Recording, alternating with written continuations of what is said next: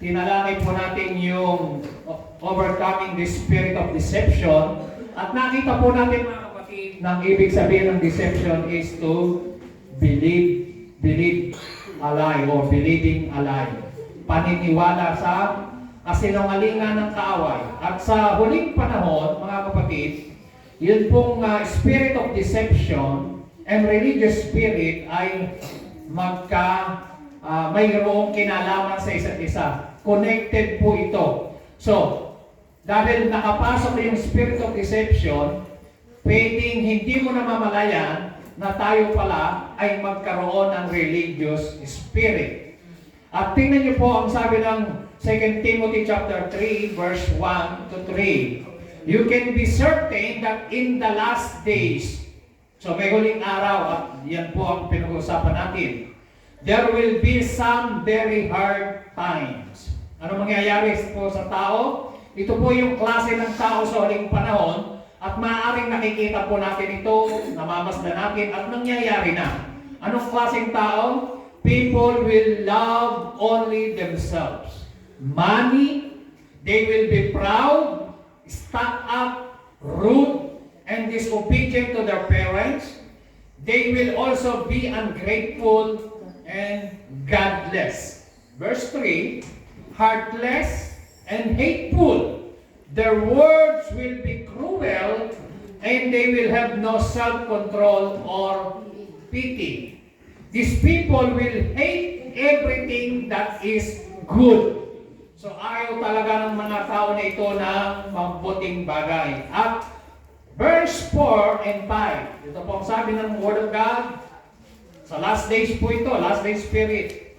They will be sneaky, reckless, and puffed up with pride.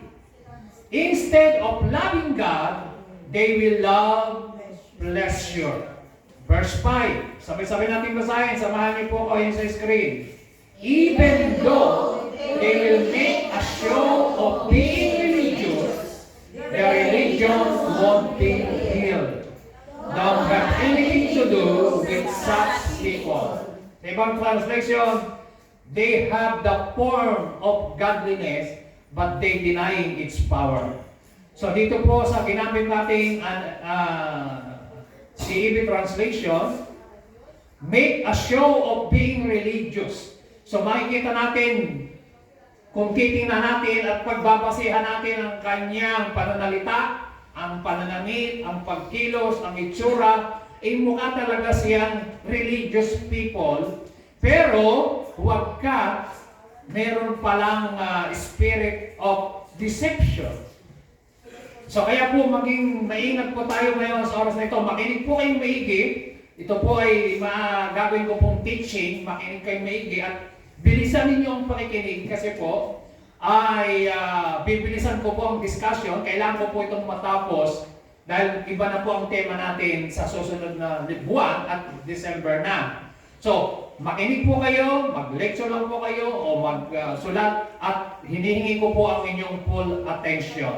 Amen? Amen. Ang sabi po ng Panginoong Hesus sa mga disipulo, at ito rin po ang warning niya maging sa lahat ng kanyang mga tinuturuan at lalo't higit sa mga Pariseo at Sadduceo. Sabi niya, later, after they crossed to the other side of the lake, yung mga disipulo niya, the disciples discovered they had forgotten to bring any bread. Nalimutan nilang magdala ng tinapay, literal na bread pong tinutukoy, dahil pagkain nila sa paghayo. Verse 6, ang sabi ng Panginoon, watch out! Jesus warned them, beware of the yeast of the Pharisees and the Sadducees. So mag-ingat kayo sa mga lipadura ng mga Pariseo at ng mga Sadduceo. So pag sinabi pong Pariseo, mga priests, teachers of the law, kabisado po nila yung Exodus, Genesis, Exodus, Leviticus, Numbers, and Deuteronomy. Mga teachers of the law yan, magagaling sa batas. So pag sinabi mga Sadducees, yan po ay mga mayayaman, ginagamit po nila yung influence, power, and wealth para ho mag-control sa kanilang relihiyon. So yan po ay mga Sadduceo. Ang sabi ng verse 11, Matthew chapter 16, ito po ang tinutukoy ng Panginoon patungkol sa pinag-iingat na libadura ng Pariseo at Saduseo. How is it you don't understand that I was not talking to you about bread? So hindi mo pala literal na bread o tinapay yung tinutukoy ng Panginoon. Ang sabi niya, but be on your guard against the yeast of the Pharisees and Sadducees. Verse 12. Then they understood that he was not telling them to guard against the yeast used in bread, but against the teaching of the Pharisees and Sadducees.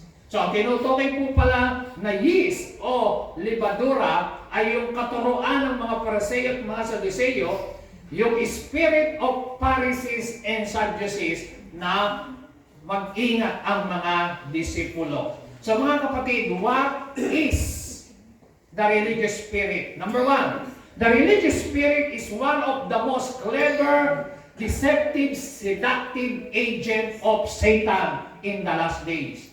Ito po ang isa na ginagamit ng kaaway sa huling panahon. Listen to me carefully.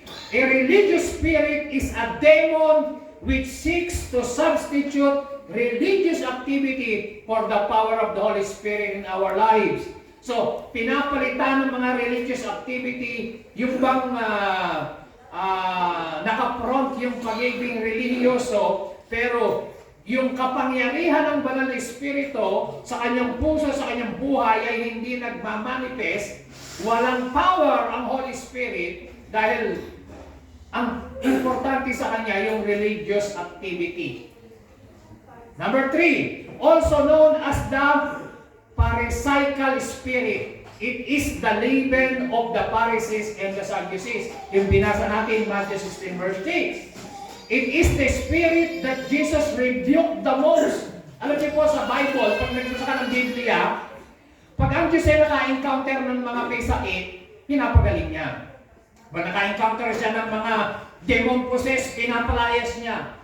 Pag naka-encounter siya ng mga may ketong, gililinis niya. Pag ang mga tao'y nagugutom, pinakakain ng Panginoon. Pero dito ho, makikita po natin, the most spirit that Jesus rebuked ang spirit of Pharisees and Sadducees. Ang mga demonyo, hindi problema sa Panginoon, kinakast out niya mabilis. Pero ang problema ng Lord, na palagi niyang nai-encounter yung espiritu ng mga Pariseo at ng Sadduceo. Yan ho ang kanyang madalas na nire-review. At yan po mismo ang kanyang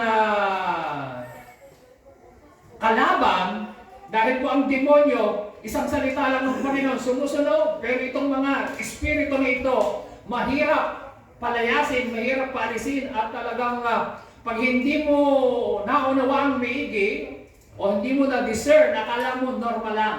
So, bibigyan ko po kayo ng 24 signs. Makikita po natin mamaya. Paano mo ma-discern na you have the religious spirit? So, bibigyan ko po kayo ng 24. Are you ready for that? Amen. So, bago po yan, what is the religious spirit? It is a high-level demon with many cohorts. Ano po yun? Meron siyang mga mukha ng manipulation, intimidation, and control. So kapag, if there is manipulation, yung minamanipula ka, kinokontrol ka, yung bang merong intimidation sa iyong buhay, that is the spirit of religiosity or religious spirit. Okay? It is a counterfeit of the true love of God. According to Rick Joyner, sabi niya, ang Diyos, ang pagmamahal ng Diyos, talaga mahal niya ang tao, pero itong counter spirit na ito, ginagamit niya yung love, true love, sabihin niya mahal ka, pero huwag ka. Ang layunin is to destroy the church, to divide the church, at ilayo ka sa tunay na fellowship sa Panginoon. Napakadelikado po nito. So what is the religious spirit? The central motivating factor behind the religious spirit is pride and self-righteous act. Yan po ang napakadelikado. Ang nagmo-motivate sa kanya is pride. Because of pride, gagawin niya ang lahat ng bagay. Because of pride, siya po ay talagang ipapakita niya na siya ay mahusay, magaling, kaya niyang tumayo, kaya niya. Because of pride. So, ang motivating factor ng religious spirit ay pride and sabihin nyo, self-righteous act. Mababasa niyo po yan, Matthew 15 verse 1 to 3. So, yan po ang kanyang nagmo-motivate sa kanya. Pride, yabang, at saka po, yung tingin niya sa sarili niya, siya'y matuwid, siya'y okay, at mas mataas at malalim yung kanyang maturity at disiplina kaysa sa ibang tao, kaysa sa ibang Kristiyano. So siya po ay mayroong spirit of pride. It is often founded upon a zeal for God. So makikita mo, very eager, very yung zealousness niya, maapoy. Pero yung apoy niya, ginagamit niya sa ibang bagay. Ito po, sabi ng Romans 10:2, they have a zeal for God, but not according to the knowledge.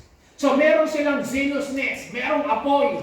Parang pag tinignan mo ba, mukhang ito on fire na on fire. Akala mo madadayak eh. Akala mo okay siya, akala mo okay na Kristiyano. But not according to the knowledge. Ang sabi ng Romans 10 verse 2. So the religious spirit uses their very zeal to draw them off the path of truth. And even provide signs and wonders to justify their sin to others. Or justification is the primary defense mechanism of the religious spirit. It must always be right. Ang tingin nila, lagi silang tama. Ang tingin nila, lagi silang correct. Lagi silang okay. So yun po ang danger ng religious spirit, mga kapatid na yan. Ano? Na sila po ay, itong religious spirit, mga kapatid, pag binasihan mo yung zealousness, kamukha po ni Saul. Si Saul po, very zealous yan. Number 1 po iyang Pariseo. Number 1 po kabisado. Alam din niya ang batas. Pero huwag ka. Siya po yung nagpapabilanggo at putol ng ulo ng leeg ng mga Kristiyano. Number 1 persecutor. Number 1 terorista ng mga Kristiyano noong panahon na yun. Kaya po si Saul, di po ba na-encounter niya ang Panginoon sa daang Damasco? So siya po ang one of the good example ng religious spirit. Sa Bible po, example ng religious spirit, si Cornelio. Alam niyo po si Cornelio? Si Cornelio mapagbigay, paladasalin, matulungin. Pero kailangang marinig niya si Pedro, imbitahin si Pedro para mag-preach ng totoong Word of God para ma-save yung kanyang pamilya. So, si Cornelius po ay giver. Si Cornelius po ay prayerful. Si Cornelius po ay matulungin. Mababasa niyo po yan sa Bible. Pero kinakailangan niyang imbitahin si Pedro para mangharap ng salita ng Diyos sa kanyang mga pamilya para magpabautismo at ma-save. Ibig sabihin, hindi ibig sabihin kapag ikaw ay giver, ikaw ay religious, ikaw ay mapaggawa ng mabuti, ikaw ay saved na. Kailangan natin ang salvation mula sa Panginoon. Amen! Alam po natin si Lord. Hallelujah! So ano po ang religious spirit, mga kapatid? Idealism is another subtle tactic of the religious spirit. So, ini-impose nila yung kanilang standard sa ibang tao. Ganito po yan, mga kapatid, makinig kayo. Ang religious spirit, halimbawa ako, kung ano yung disiplina ko, kung ano yung standard ko, kung ano yung maturity ko, kinakailangan nakita ko agad sa iyo na hindi na kita bibigyan ng grace o pagkakataon na mag-mature. So, ganon ang religious spirit. Yung bang lagi mong, ang tingin mo sa sarili mo, ikaw ang magaling, ikaw ang mahusay, ikaw ang perfect, ikaw ang di nakakasala, ikaw ang ganon. Ang tawag po dyan is religious spirit. Hindi mo binibigyan ng pagkakataon yung kapwa na magsisi, na ma-experience yung grace ng God, inaapura natin. So, yan po ang delikado sa religious spirit. Not the principle of mercy and grace, but rather principles of condemnation for a falling short. So, yung mga hindi makaabot sa kaluwalhatian ng Panginoon, kinukondem. Ganyan ba ang Kristiyano? Ganyan ba ang mananampalataya? Ang tagal-tagal na, hindi pa rin nagbabago. So, always condemning spirit. Nagko-condemn. Palaging ang nakikita yung mali ng kapwa, hindi nakikita yung ginagawa ng Diyos kung paano binabago ang kanyang puso. Amen? Amen. That is the religious spirit, mga kapatid. Ang religious spirit, napakadelikado na hindi natin ito po pwedeng hindi pag-usapan mga kapatid dahil last day spirit po ito. At nangyayari na, nakapasok po ito sa church. Ang religious spirit. At alam niyo po sa huling panahon, maging ang Antichrist, ang gagamitin niya, relihiyon. Alam niyo ba, kahit yung conflict ngayon ng Palestinian at ng Israel, may kinalaman pa rin sa relihiyon. Amen. So kaya ang religious spirit dapat ma-expose ito sa loob ng church.